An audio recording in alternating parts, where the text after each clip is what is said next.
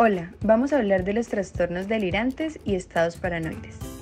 Las personas con trastorno paranoide generalmente se caracterizan por tener un patrón de desconfianza generalizada y suspicacia hacia los demás durante un largo periodo de tiempo.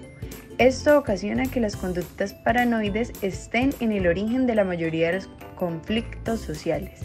El paranoidismo es uno de los estilos cognitivos que más fácilmente se transmiten socialmente, construyendo así epidemias psicológicas. Hablando ahora de la historia, vamos a tener que el paranoidismo deriva del griego, la palabra para, que significa paralelo, y nous, pensamiento. Esto dándonos a entender como pensamiento paralelo. Para hablar de un trastorno delirante, primero debemos definir qué es una idea delirante. La idea delirante se define como una creencia falsa que se basa en ideas incorrectas sobre la realidad externa, creencias que el paciente sostiene con firmeza a pesar de lo que creen casi todos los demás. Tenemos que por lo general el trastorno delirante se manifiesta entre los 30 y los 55 años, con manifestaciones subclínicas en la adolescencia. Dicho esto, la característica principal del trastorno delirante es la presencia de una o más ideas delirantes que persisten durante al menos un mes, para lo cual se han clasificado las ideas delirantes en no extrañas, que implican situaciones que ocurren en la vida real, como por ejemplo ser seguido, envenenado, infectado, amado a distancia o engañado por el cónyuge o amante. O en extrañas, si son claramente improbables, incomprensibles y si no derivan de experiencias de la vida cotidiana. A su vez, estas ideas delirantes pueden clasificarse en crónicas, en las que básicamente no son tanto un estado de la persona, sino que son una parte de los pensamientos, valores, puntos de vista sobre el mundo, esperanzas, esfuerzos, etc. de la persona, es decir, una parte de la persona misma.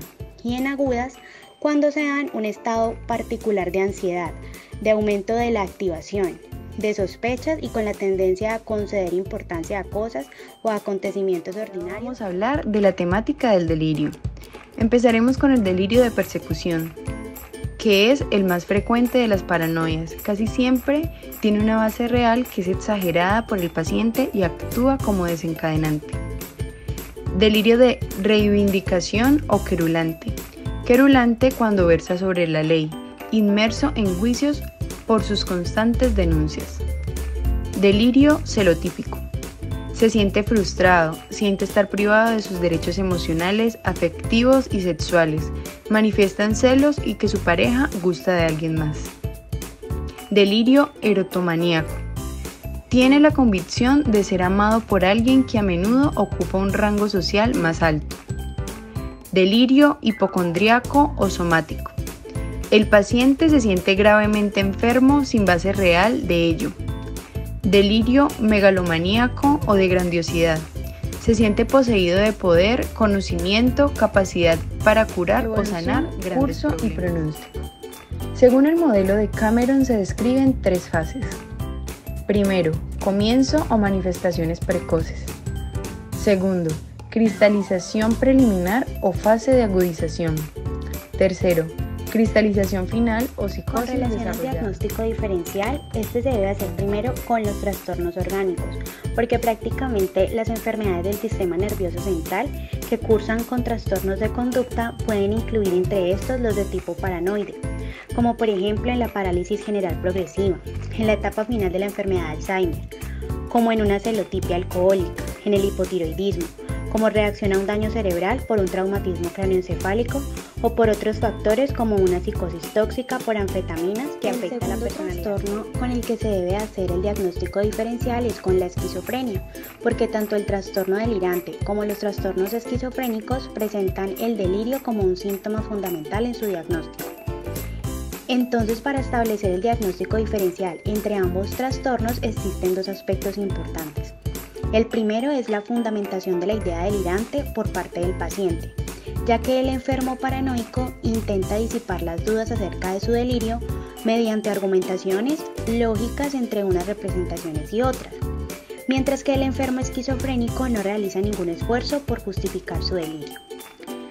El segundo es la propagación del delirio, En los trastornos delirantes, el delirio afecta progresivamente sectores más amplios de la conducta del enfermo.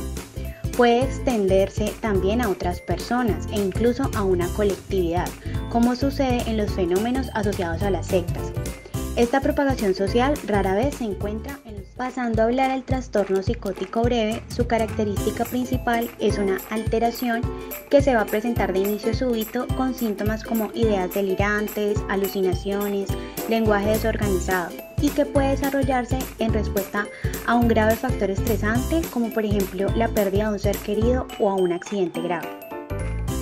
Con respecto al trastorno psicótico compartido, este se da cuando el delirio es compartido por dos personas, es decir, el diagnóstico se va a reservar para la o las personas que se han contagiado y comparten las ideas delirantes de otra a quien le vamos a denominar el inductor.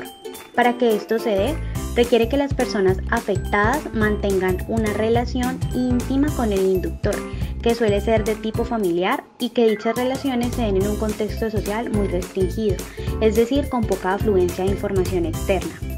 Y para finalizar, hablando de los tratamientos, vamos a tener que para la paranoia se va a hacer una combinación de terapia psicofarmacológica y psicoterapia. En relación a las crisis paranoides, si estas se presentan con características muy agudas, deben tratarse en el ámbito hospitalario, utilizando generalmente neurolépticos en dosis moderadas.